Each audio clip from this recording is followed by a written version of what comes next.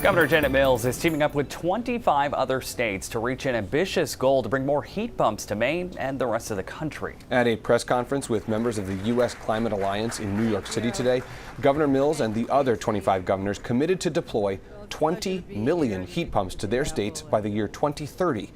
Meeting the goal would quadruple the number of residential heat pumps operating in those participating states. Heat pumps use electricity instead of fuel to heat and cool homes.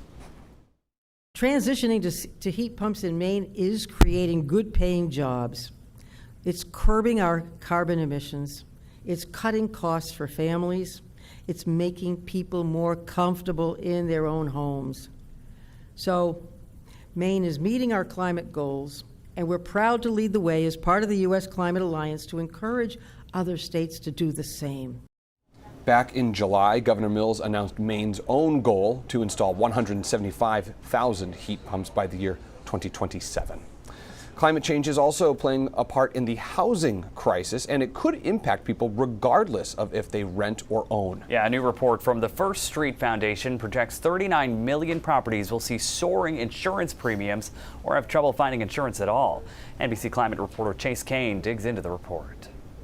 Insurance companies are sending us a message. America faces another housing crisis, this one fueled by climate change. Private insurers aim to price their risks accurately, so we should pay close attention to the choices that they make. That Senate testimony was in March, and in the months since, the warnings have only gotten louder amid a now record-breaking year with billion-dollar disasters. Led to an insurance crisis. More than a dozen insurers have pulled out of the Sunshine State. And it says our climate crisis is partly to blame. A new report from First Street Foundation warns it could spread coast to coast, with an estimated 1 in 4 American homes at risk.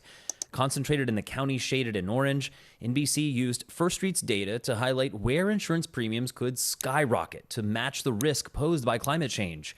That's 39 million properties. Whether it be wildfire, wind, or flood, they have some level of significant risk from those climate hazards that makes them likely candidates for having either insurance premium increases in the future or potential pullouts of private insurance companies in their communities. It's our poor citizens who are affected first. Maybe you inherited your house from your mother and father and you just have enough money to pay the bills.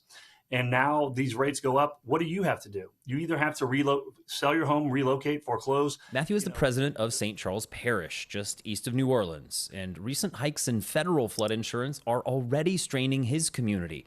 That's on top of nearly 24 private insurance companies who pulled out of Louisiana. If we can't afford to live here, the employees can't afford to go to work, the ripple effect that it's going to have on the greater economy is something that we've never seen before. Without getting into the technicalities of real estate and finance, one thing to know is that even if someone can afford those higher premiums, if insurance costs soar, home values can drop. I talked to the governor up in Colorado, struggling with similar issues. This is an issue all across the United States. And on stage at New York Climate Week, California's governor acknowledged the problem is so bad, he may call a special legislative session. This is a red flag, not a yellow flag. And we are not going to be waiting till January, the next legislative session. And whether it's government intervention or no action at all, real estate and climate experts like Jesse Keenan say every path forward carries some cost. We can either address this problem collectively through democracy, or we can leave it up to Wall Street.